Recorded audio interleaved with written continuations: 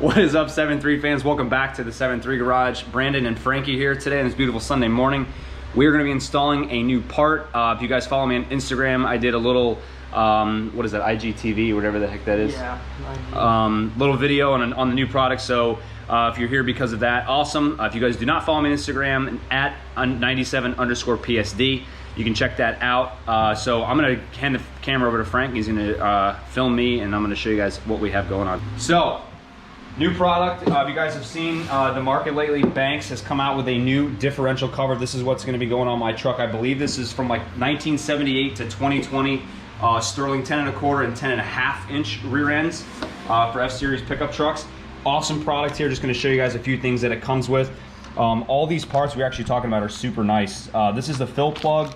Comes with a sight glass, a magnetic drain plug, and I believe this is for a temperature sensor port. So we'll talk about all that stuff when the time comes. An O-ring, so that comes around here, so when you have to do your service intervals, there's no taking the cover off and having to deal with the RTV silicone. And they also include some nice new hardware that goes on to match the product. So here she is. This is a Banks, like we were talking about, this is the Banks newest rear differential cover. There is a ton of research done by Banks for this product. I will include all of the links in the description below so you guys can see. They did months and months of testing and trials. The coolest thing about it, you guys notice the flares at the end here. This is like a ram air cooling for this. They have enlarged heat sinks on here on the outside and as well as the inside to disperse heat, as well as fluid guides, so you can have maximum lubrication for your gears and your axle joints and all that stuff. So very excited to get this on here. Unfortunately, I did not do much pre-testing. I know you guys may be wondering about temperatures as far as driving conditions go. It's hot down here in South Florida, so I really haven't, I just know it's gonna be hot. The truck has always run well. I do have a locker in the rear end. I have a Yukon Grizzly locker and 355 rear end gears, ring and pinion from Yukon as well. So we are going to get some stuff assembled here and get this out and get right on the install with this. So once you guys get under the truck, make sure you get a nice drip pan. These approximately hold just about 4 quarts of differential fluid. So as you can see, you got 12 pieces of hardware here. These are, what size? These are 1/2 inch. And again, this is held on by the actual RTV that mates it. So that's going to be done. We're going to have to make sure we do a good surface prep. You guys know how Frank and I like to do surface preps, nice and clean, so we have no leaks or anything. So I am going to get started on this and drain this old fluid out of here. Once you guys are under the vehicle, you want to take your time separating the actual differential cover from the rear end. Be sure to just kind of tap very lightly with a flathead screwdriver. You don't want to gouge any of that metal to make an uneven surface for the O-ring. That can lead to possible leaking and a very difficult problem to kind of mend, if you will. We got this out pretty easily, drained our fluid. I let it drain for probably another 15-20 minutes just to make sure I had all the extra fluid out of there, and we got right to work getting on the new cover.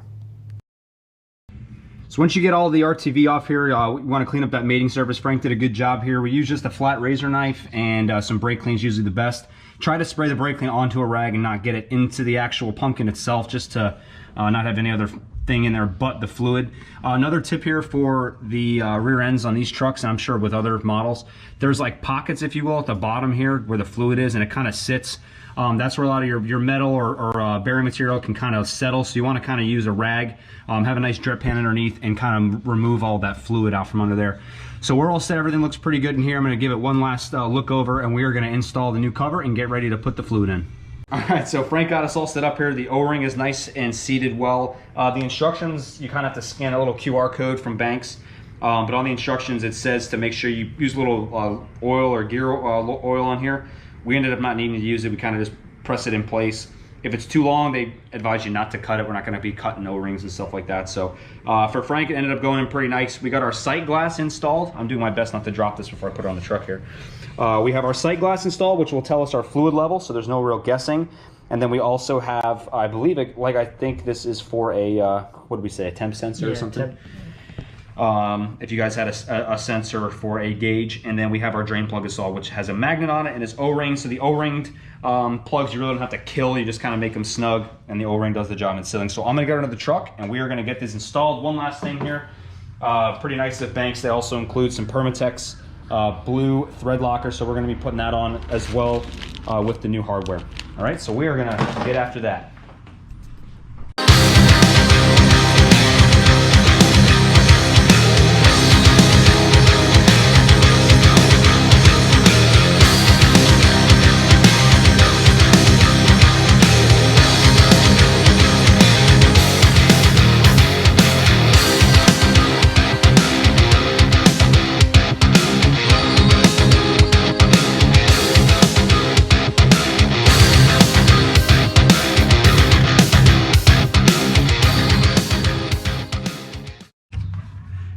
Okay, so we got the covers all installed. These Queso? torqued down. What? You said queso? Queso? Queso?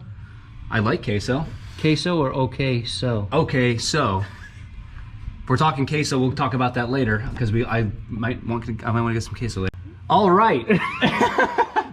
We have the covers installed. These torqued down to 12 foot-pounds. For those mathematicians, that's 144 inch-pounds.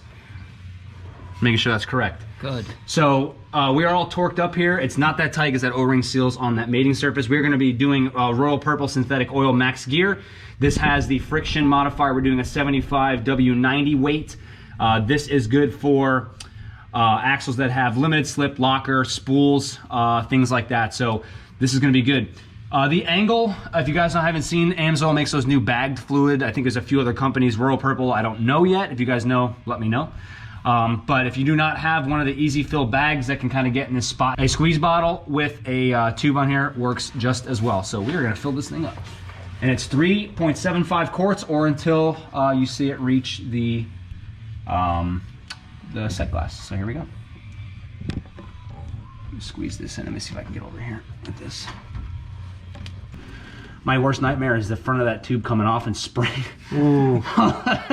all over the place, which would probably happen to me. We got the truck all buttoned up here. I'm gonna jump under to show you guys the final product. Came out really awesome. Sorry, bear with me as I'm getting on my stomach here. So here she is. So we did read, they have a little note here. I know I told you guys that's halfway in the sight glass is what Banks recommends. However, they do have a little kind of side note at the bottom of the instruction page. There are some variances with these rear ends, and they said that the sight glass is really just to check the fluid condition, not necessarily the absolute end-all be-all for the full fill, the fill level.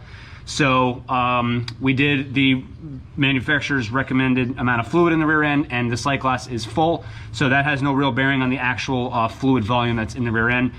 So we got it all buttoned up. We're gonna actually take this thing on the road for a little bit, make sure we don't have any leaks. Does not look like we have any now, and go from there. So we are pretty stoked on how this came out. Frank is relaxing. As always, anytime you guys need your performance parts for your 7.3 Powerstroke, Jelly Built Performance, Brian Jelich is the man. He can get you dialed in for what you need. Street trucks, race trucks, off-roading, anything, he is the man to get the parts. Brian has these in stock and can order them for you. I got mine in about 2 or 3 days, so really fast shipping, and he can get the fluid, anything else that you need. Brian Jelich is the man, so make sure you reach out to him. You guys stay tuned. We have some cool stuff. We might be trying to race a car here pretty soon that's got some cool mods done. Another YouTuber, so we'll let you guys know when that starts to come out. So we're looking forward to hopefully blowing some doors off, right, Frank? Let's see. It's gonna be great. We don't want to make him cry, but we might have to. Might have to. I'm gonna bring him some tissues. I think he's gonna need some because his feelings might be hurt a little bit. So that's all I got, guys. Brandon, Frank here from the 7.3 Garage. We'll see you next time.